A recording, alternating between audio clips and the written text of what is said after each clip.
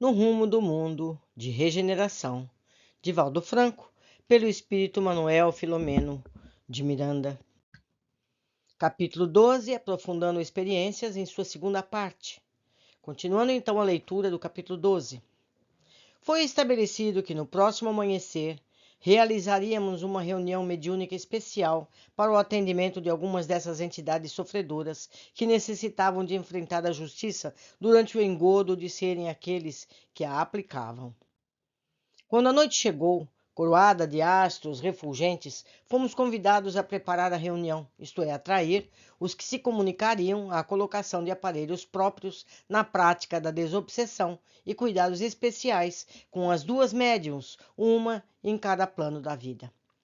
Deixamo-nos conduzir pelas horas que avançavam e nos beneficiávamos dos trabalhos espirituais da sociedade em que nos encontrávamos com as ocorrências naturais.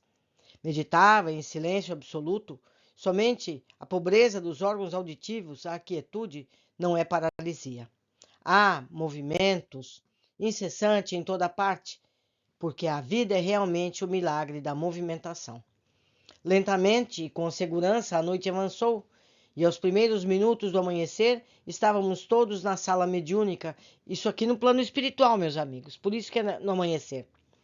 Enquanto os trabalhadores espirituais da instituição, solicitados pelo nosso mentor, organizavam os atendimentos e recebiam os convidados, inclusive os irmãos Gracindo e o confrade que lhe pedia socorro, Dona Clementina, Malvina, que foram despertando suavemente e com lucidez relativa ao estado evolutivo de cada um, todos assessorados e bem assistidos. Então, nós vamos assistir a uma reunião espírita no plano espiritual. Aproximadamente a 1 hora da madrugada, Spinelli deu início à reunião, solicitando a Eurípides que procedesse à súplica aos céus em favor do trabalho de socorro aos deambulantes na terra.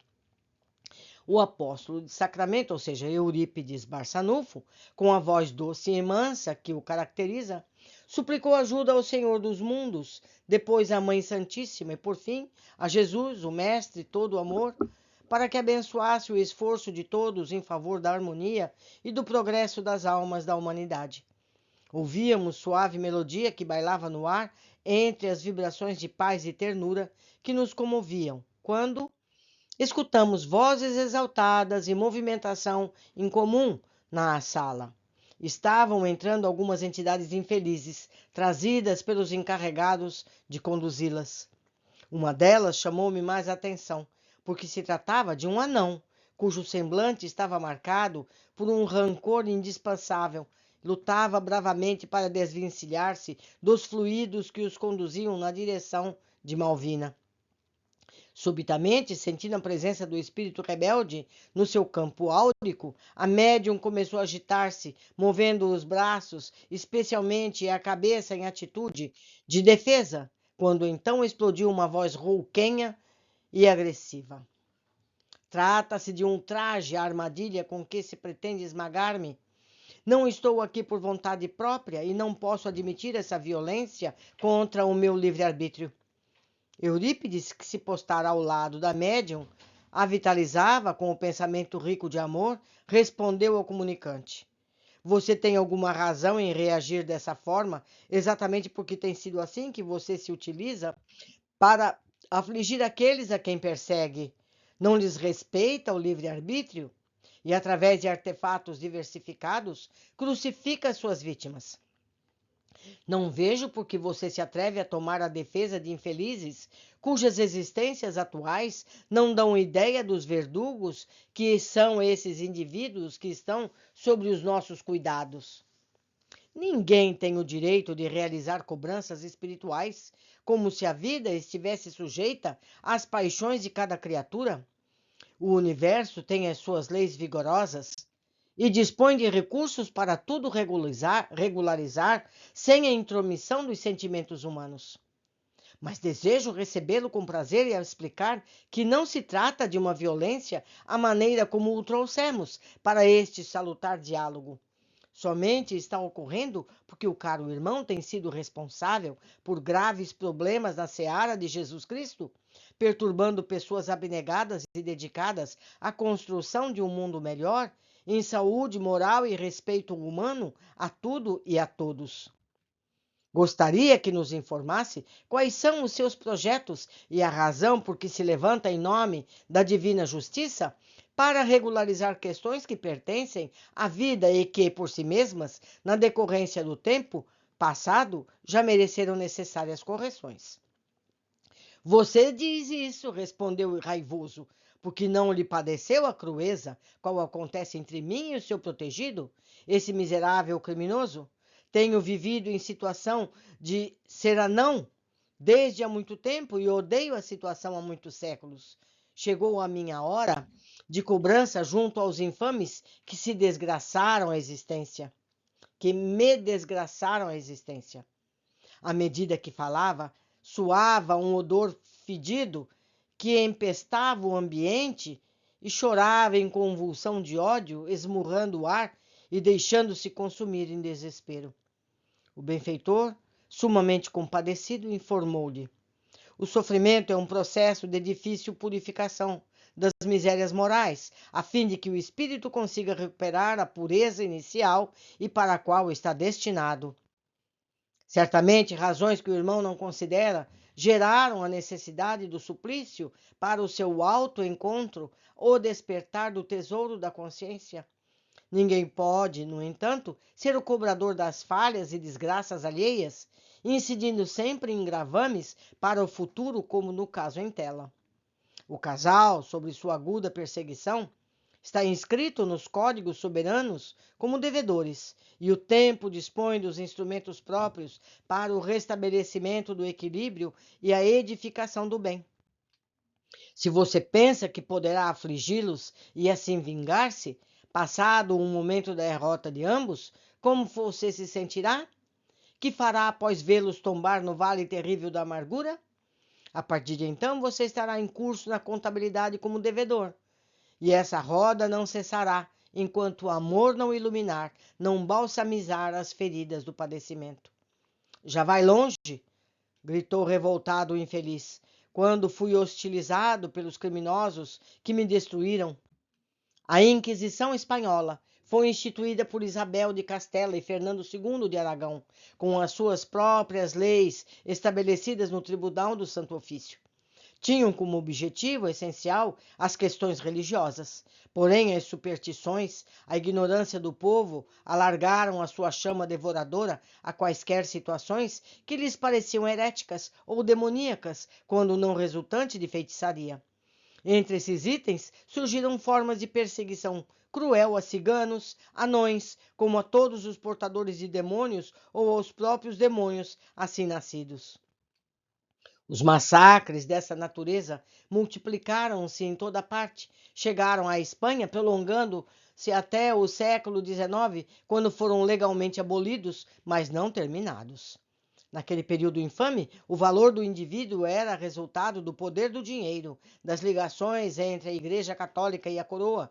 A cegueira da justiça era fácil de ser comprovada através dos crimes praticados pelos dominadores das massas estúpidas e subservientes. Eu e um reduzido grupo de anões descendíamos de Davi, um dos pais da raça de Judá. Éramos perseguidos sistematicamente, conseguindo sobreviver, abjurando a nossa fé. Na condição de marranos, ou seja, excluídos, vivíamos fora dos muros das cidades, pagávamos impostos extorsivos.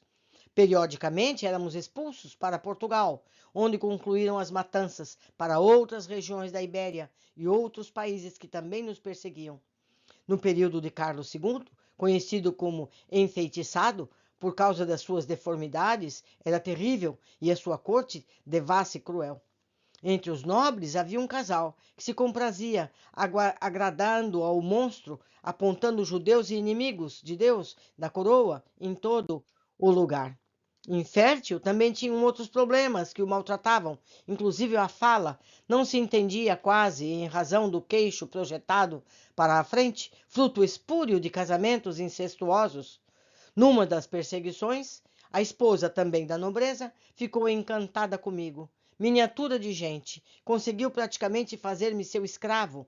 Levando-me graças aos artifícios demoníacos, pôs-me no seu castelo. e tornaram-me um animal de exposição, explorado e infeliz, permanentemente acorrentado por ser judeu, maltratado por ser um demônio vivo. Surrado com frequência, após lutas em que me atiravam para defender-me com indivíduos fortes e saudáveis, resolveu, com a anuência do marido, Felipe de Castela, submeter-me ao santo ofício. Fui queimado vivo em um dia inesquecível de horror. Não ficaram na minha desdita somente as marcas da morte voraz, mas as chamas do ódio que me têm devorado desde esse momento. O mentor escutava-o repassando de compaixão, deixando fazer a sua catarse, que lhe faria muito bem. Mas eu não morri. Senti as labaredas em muito tempo me consumindo, sem destruir-me. Pensei estar no inferno, conforme a crença geral.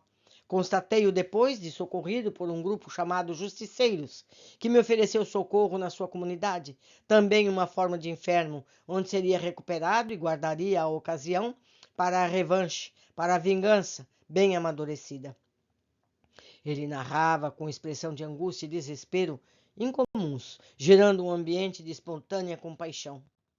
Os nossos irmãos, Gracindo e esposa, despertos e acompanhando as narrações, pouco a pouco foram retornando aos dias do passado de luxo, de desagradação, horrorizados com o que haviam feito. O desditoso continuou a sua verbalização quase automática.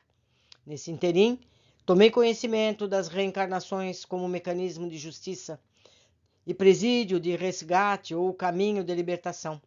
Não sei bem o que é, mas existe, e aguardei a ocasião do reencontro, o que se deu há poucos menos de 2 anos, quando fui atraído pelo magnetismo dele, a inconsciência e irresponsabilidade dela. Estavam disfarçados, reencarnados, eram outros, mas interiormente eram os mesmos. Passei a acompanhá-los, influenciá-los com o meu pensamento de vingança, acolhido vagarosamente das suas falhas mentais e morais, nela em particular, no ciúme. Ele me tem sido mais difícil em razão das suas preocupações com o falso Jesus, a que pretende servir e está gerando dificuldades aos planos da nossa organização, que é expulsá-lo do mundo. Fez uma pausa, ao mesmo tempo que clamava por dores morais e dos fluidos gentis da médium que o recebia, diminuindo-lhe a carga de angústia. No silêncio que se fez natural, o nobre Eurípides falou-lhe com afabilidade. A sua história iguala a de muitos irmãos nossos. Comove-me as lágrimas. Também trago no coração as flechas dos males que pratiquei contra mim mesmo. No entanto, o sublime medicamento da dor não profunda é o perdão. Vamos novamente fazer uma pausa nesse capítulo. Seguimos no vídeo seguinte para que não fique muito longo, cansando a todos. Não é verdade? Foi um capítulo tão grande que eu tive que dividir por 3. Mas vamos nos inteirando. Recomendo que sempre deem ouvida no capítulo anterior para não perderem a continuidade. Abraços e até breve.